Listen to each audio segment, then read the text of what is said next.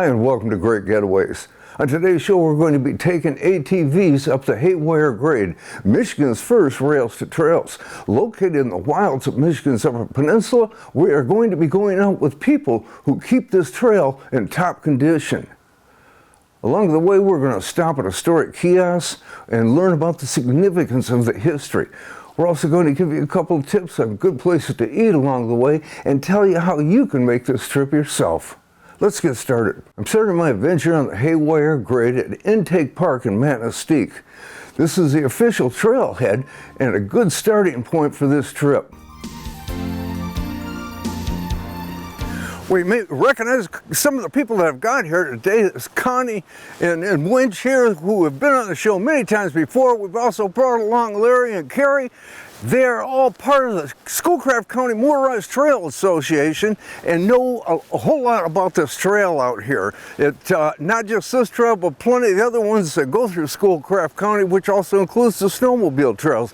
This particular one, though, is a multi-use trail. Yes, the Haywire Grade is a multi-use. Okay, what does that mean? Multi-use, if you have a licensed vehicle, a Jeep, a truck, a motorcycle, a dirt bike, anything licensed can go on this trail. Okay, horses, bikes, things like that? Bicycles, walking, skiing, snowshoeing. Electric bikes. Electric bikes, anything that you want. Okay, should be good fun out there. What do you say we jump in? Let's ride. Let's go ride. All right. Today I'll be riding the Haywire Grade, Michigan's first rails to trail. Located in the wilds of Michigan's Upper Peninsula, with some of the people who help keep it in top shape. Along the way, we'll stop at historic kiosks and learn about their significance to its history, discover wildlife, and share tips on where to eat and how you can experience this trip yourself. Let's get started. The Haywire Grade started as the Manistique Lake Superior Railroad in 1914. For decades it hauled timber and passengers across Michigan's rugged Upper Peninsula. Well, we all jumped into our ATVs and were filled with excitement as we put our vehicles in gear and started our ride. Well, not all of us. I seem to have a little trouble getting in gear.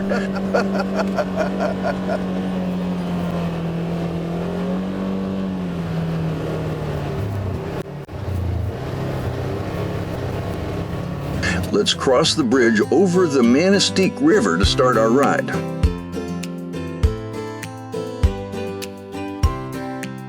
When riding an ATV on the Haywire Grade, it is like stepping back in time while still charging forward. As I throttle along the old railroad bed, I can't help but imagine the locomotives that once rumbled through these woods, carrying timber and iron ore. Now, it's just me, the hum of the engine, and miles of untamed Upper Peninsula beauty. The changing terrain, from dense pine forests to wide open stretches, keeps the ride fresh and exciting. Spotting a deer or an eagle overhead reminds me that this trail belongs to the wild, and I'm just a visitor. It's not just a ride, it's a journey through history, nature, and pure Michigan freedom. After our journey from Intake Park, we soon arrived at the first kiosk. Manistique River Station, it tells the story of how it all began. It contains photos of the original rail line and the workers who built it, along with information on the station.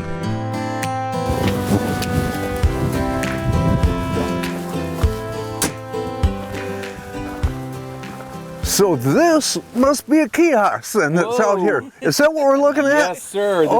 This is mile marker number 1 kiosk. And what is this one telling us about? Well, basically what you're looking at here is this is the history of the industry that was a part of Manistique back in the 1800s. Okay? If you see in this photograph, this is all pulpwood or some such type of wood. Okay. Because there was a couple of shingle mills. There was a box factory where, you know, those cool those cool wood boxes. Oh yeah. Yeah. They cut it into slats. There was some of the wood was used to melt iron ore. Oh wow! Feather dusters, broom handles. Yeah, all kinds of stuff. Yes. So this is basically the industrial kiosk that lets everybody know that the north side of Manistique, or the north and west side of Manistique, was the industrial center of town. Okay. Now, as I look at that sign and that picture right there, Would that be what we're seeing out here? Actually, that's a little bit farther south and west. Okay. I would say, but it's close. Right. Because the Manistique River is just over there. Okay. Yeah. And that was an important part of it too then. Oh, Yeah, yes. and I was going to say each one of the kiosks is named for the station that the train would actually stop, and they would have people or mail or groceries or whatever they needed from town transporting up to Marquette. And each one of the kiosks also has the map to show you where you are, and it shows you the other kiosks that are on the trail, so you know where you want to go. And where you're going. And where Okay. you're going. So great stop get just to lost. pull up, and learn a little bit about the area. Oh, yeah. And what's coming up next? How far is the next kiosk from here? The next one is a Sturgeon Hole Creek. Sturgeon Hole Creek. Okay. That was a water stop for the train, Oh, and we'll see parts of what was going on down there, too. all right. And each one of the kiosks also has, most of them have the history, but it also has different things on there, like personal stories from people who grew up in this area when the Haywire Grade was actually being used as a train. And so each one is different. And they either have plants, they have critters, they have history, personal stories, so each one is unique in itself. All right. Makes me anxious to see the next one. What do you say we ride again? Let's You guys ready? Let's ride. Well, it was time to jump back on the ATVs and head to our next stop, the Sturgeon Hole Kiosk. As interesting as the historical information is, the trip of it riding the ATVs is what it's all about. And from the start, the Haywire Grade immerses you in nature. You'll ride through thick forests, open wetlands, and meadows, all teeming with wildlife. If you're lucky, you might spot deer, or a fox, maybe even a black bear. And keep an eye on the skies. You'll often see bald eagles and osprey hunting overhead. Yes, tucked deep in the heart of Michigan's Upper Peninsula, just off the winding path of the Haywire Grade, lies a quiet spot known to locals as Sturgeon Holes Station. It was once a remote outpost along the Manistique Lake Superior Railroad. It wasn't just a stop on the map. It was a sportsman's paradise. Connie tells us more about the Sturgeon Hole and its history. This is actually where they used to stop and get the water for the train because it was ran. Okay, because we got a creek right here. Yes, and the creek is actually doesn't look very large, but it's very deep. Okay. Basically, that's what they did. And the timeline is on here. Your timeline is from 1896 down to 2020. It just talks about the last Haywire makes the last run. That was in 68. Yep. Yep. Okay, so it kind of gives you the history of the railroad being in here, when it was abandoned, and what it has been turned into now today. And it also this- gives you the history of why it's called the Haywire Grade, and that's right here. When they were desperate for any kind of repairs on the trail and they didn't have anything with them, they would use it for baling wire. It was used to secure the logs onto the cars. Oh, geez. Haywire Whatever Grade. you got to use, right? Yeah, you get up here, you know, and you use what you have to. When you're out here in the middle of nowhere and you're trying to do these things, sometimes you're going to improvise. Improvise. And they didn't have duct tape back then. Winch reminisces about the past. You know, back in the day, this here, the Sturgeon Holes Station. This was the spot fellas would ride the rails in with nothing but a pack on a rod. We'd hunt all morning, fish that bend in the creek until dark, then sit right here on the porch with a tin cup of strong coffee. It's something a little stronger. If they went right, wasn't fancy, wasn't loud, just clean air, good company, and the kind of silence you can't find anymore. That's what made it a sportsman's paradise. And even now, when I roll up on the ATV and cut the engine, I swear I can still hear the old stories hanging in the trees. See, they're all marked nicely, so you kind of have an idea all the time about where you're at out here, Yep. which really makes it nice. And there are also mile markers on the trail. So if you see the big M, if you look at the top of the big M, there's a round circle, yellow circle, and it has what mile you are from the main bridge that we just started on. So Okay. it tells you the miles so that if you get stranded or you need somebody to find you, pay attention to those M's because that tells you the mile marker that you are on. So you can tell them, I'm between 9 and 10. Okay. That's a good idea. Keep that in mind when you're out here. But what do you say we take off and get riding? Right. Let's ride.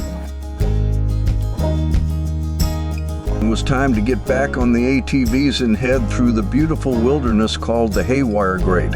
I am really enjoying this ride. The trail surface is a mix of gravel, dirt, sand, and remnants of the original railroad ballast, providing a moderately challenging ride that caters primarily to ATVs and snowmobiles, while mountain biking, hiking, and horseback riding are also permitted. It can be demanding for these activities.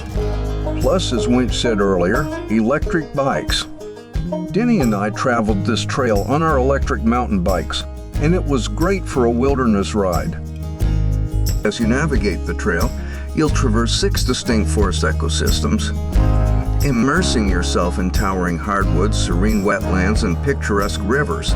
The route is adorned with wildflowers and tall trees, offering a scenic backdrop that changes with the seasons. Along the way, the informative historical markers provide insights into the trail's past, enriching your riding experience.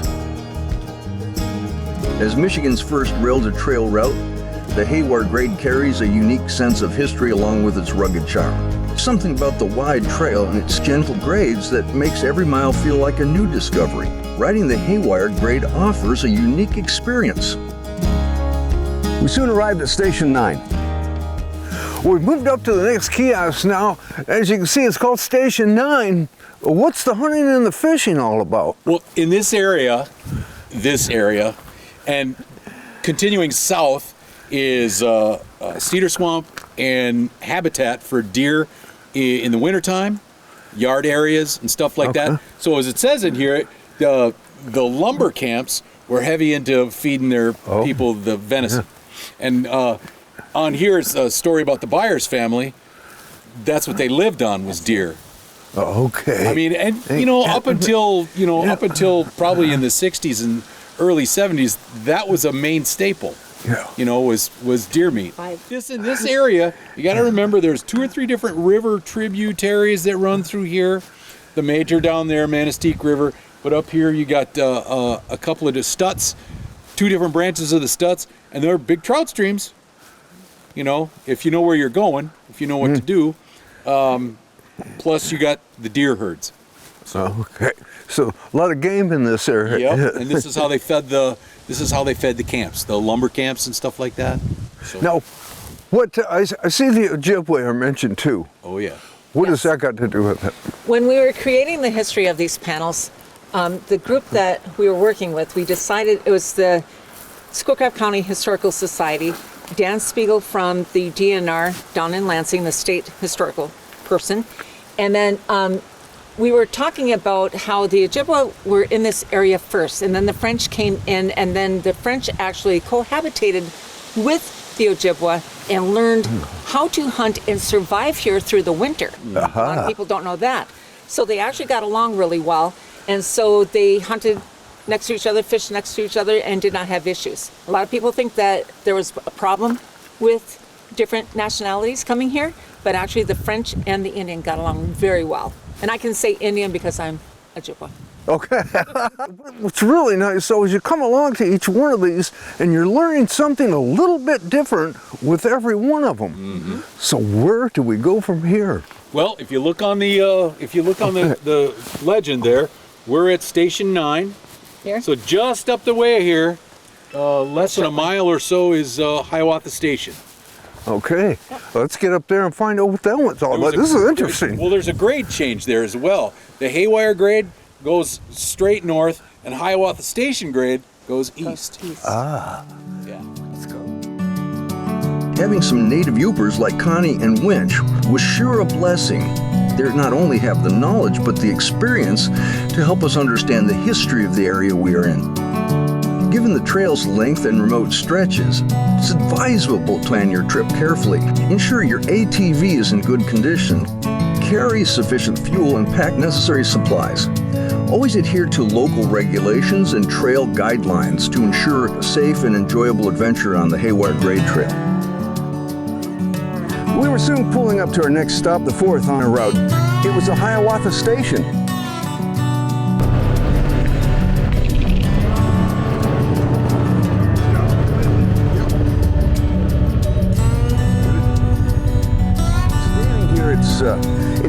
to think these trails were once railway tracks carrying lumber and supplies through these forests. So this is the Hiawatha Station. Yep, Hiawatha Station. What's that got to do with anything? Well, they call it Hiawatha Station because this was a collecting point for, there's a spur that comes in from the east. Okay. And this spur went east and then curled around. And on here explains that it curled around and it supplied and fed the fox farm that was over there with fuel, mail, food, etc., etc. And down there a ways are spurs where they used to run the logging cars off onto. Okay. And then in this area, there were the station buildings, post office, trading post, etc., etc., etc. Right, and that's why they call this as Hiawatha Station. Okay. This area here. Yeah, it's so hard to believe looking out here today and seeing what you see. If you look over there, that is one of the original buildings. Oh. That has been that they bought, renovated, etc., etc. Now, is that something that's open to the public? Negative. No. That's Nope. private. Camp. It's a private camp. Yeah. now. Oh, is it? Yep. Okay. Yeah. Okay. What is that, porcupine on there?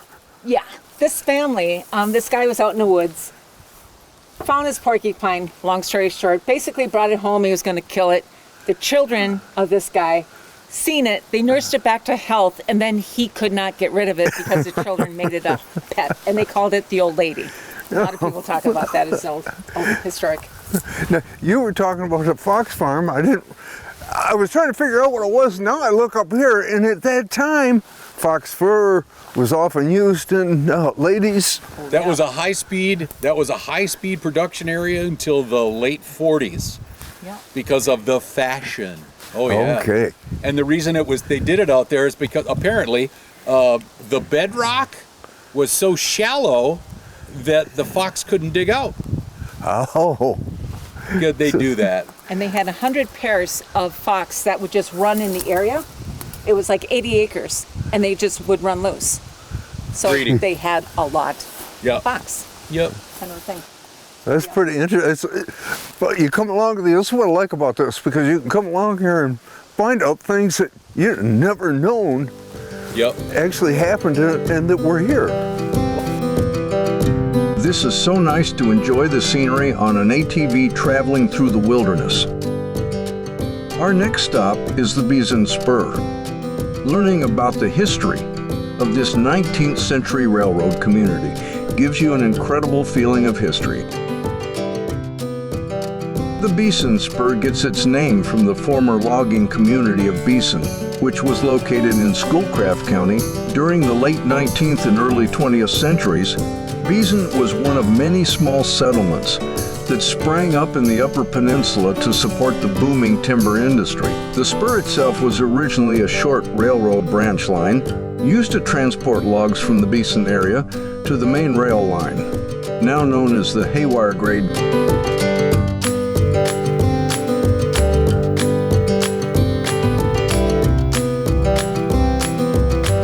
So Connie, what is this one about? This one is basically the Beeson family is a family. They lived in this area, and that's why it was a Beeson Spur. Okay, so it just named after them then, the family itself that lived here. Yeah. And so it's pretty much like the other. I have to ask you about something else though. We've come along here and I'm always seeing this metal work that's on all these displays. Can you tell me a little bit about that? So Jerry Reese was the originator of this piece of work. His initials are in the bottom here. What he did was all of the research to all of these different cars that were physically used on the Haywire Grade. Passenger cars, logging, all different types of things. So what he did was he did the research and he put it in a file and he sent it to me, and then I had to make it this size and then bring it to the people that actually cut out the work. And then we were trying to decide how are we going to affix it to the post.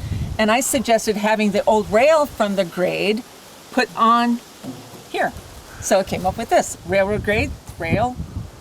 You guys done a great job. Creative. Yes, it's beautiful. It's just amazing that when you get started on something like this, the things you can come up with. And this does not look very heavy, but they're approximately 300 pounds, I'd say. Well, About. the rails themselves are by grade. They're graded in their thickness and density per foot. Okay? And I can't remember what this was, but it's period specific. We found some antique rail up in the Sioux and had it transported down here so they could cut it to fit and then affix it to these rails. Yeah. All these And they're little heavy. windows. They are I believe very heavy. they look heavy. I had one in the back of my in the truck shop that we was move very around heavy. with a fork truck. Yeah. Yep. Oh, there it tells you that right there. It's on dollies and we have to move it that way. So And we decided to keep it without color because we wanted it to go into the rust because it's rustic. yep. Okay, so this is before the bridge, and the cars were shipped on ferries out of Manistique to Ludington. And it was one of the longest ferry rides in our history. 138 miles, approximately 11 and a half hours on the Great Lakes to cross. And that ferry service ceased out of Manistique in 1968. Part of that ferry is sitting up at Traders Point. Part of where they've loaded the cars and all of that Okay. is sitting. Yeah, the loading dock is sitting right there next to Traders Point, right across from Jensen's, where Jensen's keeps his boat and that. There's a lot of rich history, not just in the kiosks, but in this area in general. And the kiosks are just reminding us of our rich history that we shouldn't forget. And it's things that people coming up here, that's what they need to look at. Yeah. So they know what this is all about. You know, and I'd say if you come up to ride the Haywire, one of the things I'd tell you is the Haywire is beautiful, especially this time of year with our colors starting to change. But I would say take the time to stop at our kiosks and look at how beautiful our kiosks are and what the history of our area was. A lot of information here. Leaving the Beeson Spur, we get back on the trail heading to the next stop, Smith's Creek. One of the greatest joys of the Haywire Grade is a sense of solitude and connection with nature. You're likely to see wildlife along the way, deer darting through the trees, birds overhead, and the occasional fox slipping through the underbrush. The ride takes you through quiet stretches where the only sounds are your engine, the wind, and the rustle of leaves. Yet you're never far from community either. Local businesses in nearby towns welcome riders with food, fuel, and stories from the trail.